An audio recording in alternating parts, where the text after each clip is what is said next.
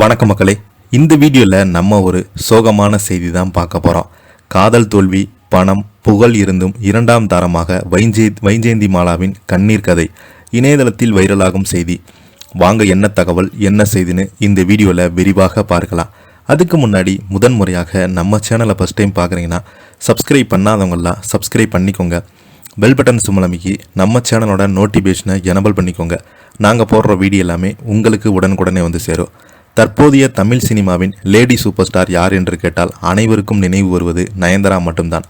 ஆனால் அந்த காலத்தில் தமிழ், தெலுங்கு, மலையாளம், கன்னடம் என அனைத்து மொழி திரைப்படங்களில் தனது 15 வயதிலிருந்தே கொடிகட்டி பறந்த முதல் லேடி சூப்பர் ஸ்டார் என்றால் அது வைஜெயந்தி மாலா தான். அவங்க அப்படி சினிமாவுக்கு வந்தாங்க. அவங்க சந்தித்த காதல் தோல்வி, முதல் திருமணம் வரை இந்த செய்தியில் பார்க்கலாம். சென்னையில் திருவல்லிக்கேணியில் பார்த்தசாரதி திருக்கோவிலின் அருகே வசித்து வந்தாங்க. வைதீக ஐயங்கர் வகுப்பை சேர்ந்தவங்க தான். பிராமண குடும்பத்தில் பிறந்தவங்க தான் வைஜெயந்தி மாலா. இவரது தாயார் வசுந்தரா தேவியும் புகழ்பெற்ற ஒரு பழம்பெரும் தமிழ் நடிகை. இவரது தந்தை MT ராமன் அவர்கள் சுட்டித்தனமான பொன்னான வைஜெயந்தியை தனது பள்ளியில் படிப்பு செக்ரட் ஹைட் மேல்நிலை பள்ளியில் சர்ச்பர்க் ஆகிய பள்ளிகளில் படித்திருக்கிறாங்க. பரதநாட்டியத்தின் போது ஈடுபாடு கொண்ட வைஜெயந்தி மாலா பரதநாட்டியத்தை கற்றுக்கொண்டு தனது 13 வயதிலேயே அரங்கேற்றம் நடைபெற்ற போது அந்த விழாவிற்கு வந்த AVM செட்டியார் வைஜெயந்தி மாலாவின் அழகை பார்த்து வியந்து போனார். அதன் பின்பு தனது தயாரிப்பில் வெளியான திரைப்படத்தில் அவர் நடிகையாக ஒப்பந்தம் செய்தார். 1949ஆம் ஆண்டு வெளியான வாழ்க்கை என்ற திரைப்படத்தில் வைஜெயந்தி மாலாவை கதாநாயகியாக அறிமுகப்படுத்தி 13 வயதிலேயே கதாநாயகனாக வைஜெயந்தி மாலா நடித்த திரைப்படம்தான் மிகப்பெரிய அளவில் வெற்றி பெற்று வசூலை அள்ளியது. வாழ்க்கை படத்தின் வெற்றியால் AVM நிறுவனத்துக்கு பணபலம் வழிகள் கொட்டியதால் அந்த திரைப்படத்தை தெலுங்கில் AVM நிறுவனம் தயாரித்து தெலுங்கு திரைப்படங்களில் வைஜெயந்தி மாலாவை கதாநாயகனாக அறிமுகப்படுத்தினாங்க.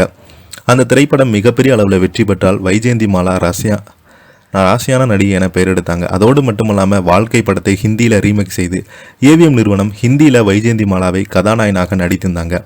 தனது முதல் திரைப்படத்திலே தமிழ், தெலுங்கு, ஹிந்தி என அனைத்து மொழி திரைப்படங்களை நடித்து சூப்பர் ஸ்டார் நடிகையாக வலம் வந்தாங்க. அது 15 வயதிலேயே இந்திய சினிமா கொண்டாடும் நடிகையாக மாறிப்போன வைஜெயந்தி மாலா தமிழில் ஜெமினி கணேசுடன் வஞ்சிக்கோட்டை வாலிபன், தேனிலவு போன்ற திரைப்படங்களை நடித்து வந்தாங்க. ஜெமினி கணேசன் மீதான காதலை தெரியப்படுத்தியிருந்தாங்க. அதைத் தொடர்ந்து வைஜெயந்தி மாலாவுக்கும் ராஜ் கபூருக்கும் இடையே தொடர்பு ஏற்பட்டதால் பல செய்திகள் பத்திரிகையில் வெளிவந்தது. இருவருமே திருமணம் செய்து கொள்ளப் போவதாக வதந்திகளும் பரவியதால் ராஜ் கபூரின் மனைவி அவரை விட்டு பிரிந்தினாங்க.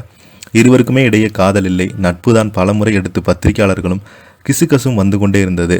இதை வைஜெயந்தி மாலாவிற்கு முதல் திருமணம் என்றாலும் சம்மல்நாள் பாலிக்கு இது இரண்டாவது திருமணம். வைஜெயந்தியை முறைப்படி திருமணம் செய்து கொள்ள வேண்டும் என்பதற்காக பாலிமுதன் சட்டப்படி விவகாரத்தை செய்துட்டு வைஜெயந்தி மாலாவை இரண்டாவது திருமணம் செய்து கொண்டாங்க. திருமணம் முடிந்த கையோடு மும்பையிலிருந்து சென்னைக்கு திரும்பி வந்த வைஜெயந்தி மாலா தற்போது வரை தற்போது வரை சென்னையில் தான் வசித்து வராங்க. வைஜெயந்தியுடைய மாலாவின் கணவர் சம்மலா பாலி 1986ஆம் ஆண்டு இறந்து போயிட்டாரு. கடந்த மார்ச் மாதம் வைஜெயந்தி மாலாவின் இறந்து விட்டதாக பரவிய வதந்தி அவரது மகன் மறுத்து நல்ல ஆரோக்கியத்துடன் இருப்பதாக சொல்லியிருக்கிறாங்க. இதை பற்றி நீங்கள் என்ன கீழே உள்ள கமெண்ட் பாக்ஸில் மறக்காமல் பதிவிடுங்க. நன்றி, வணக்கம்.